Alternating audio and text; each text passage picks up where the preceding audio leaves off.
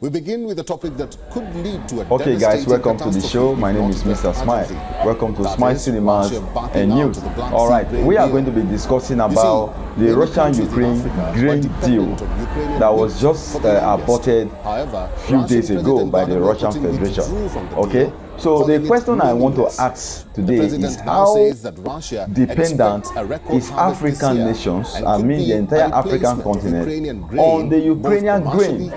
Not just the grains, but how dependent is the African continent on the Ukrainian agricultural products? The halt of the Black How Sea dependent grain deal are has caused Africans a ruckus, not on only the in Ukrainian Europe, but the grain impact or will be maybe felt their more agricultural profoundly products? in Africa. Because recently Experts from the the continent Russian lament president, that the end of the President initiative creates Putin instability came and and said on the news uncertainty in global that food markets. Ukraine only That could raise prices made up and 8% of the increase food global insecurity food for vulnerable nations. production. Sudan, Somalia, and 8% Ethiopia, of global food production, and Russia made total amount of 40% of the total food production of the world, you know. So he said he is going to replace the Ukrainian agricultural exports.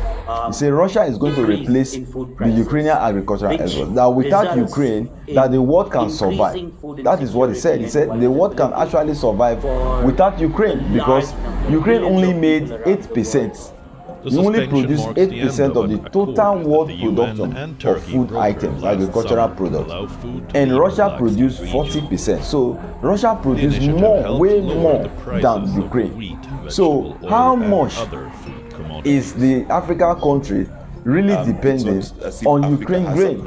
So that is to say, if you go by Russian calculation, that is to say, if Russia displaces Ukraine in the area of exporting of agricultural products to the rest of the world, Africa can also survive without Ukraine. Okay, Africa can survive without Ukraine because right now, as it stands now, Russia is trying its best to block every area with which Ukraine normally exports food to the rest of the world. They are bombarding the Odessa port, with which the Ukraine use in exporting its product, its agricultural product to the rest of the world.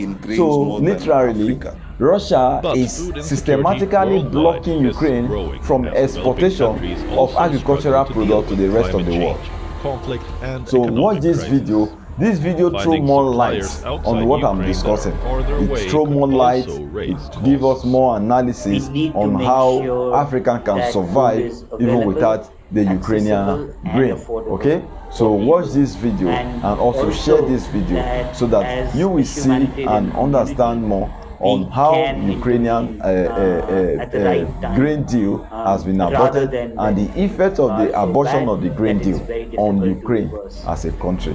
Thank you for watching. Share this video and God bless you. Al-Shabaab this month attacked a Somali military base just 12 kilometers from the Kenya border.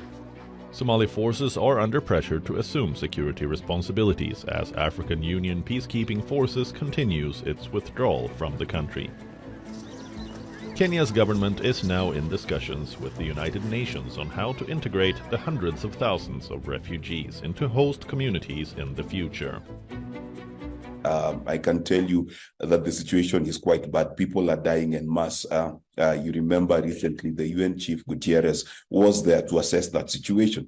So the repatriation efforts have largely stalled because one, it's a voluntary process. You cannot force people to leave. So that's one. Two is they're seeing increased Somali nationals coming into Kenya, running away from the very dire famine that is in Somalia. Russia remains adamant not to restore the grain deal, but its President Vladimir Putin has indicated that his promise to supply food to Africa will be fulfilled. Governments in African nations are still banking on this pledge. Bureau Report, WION, World is One.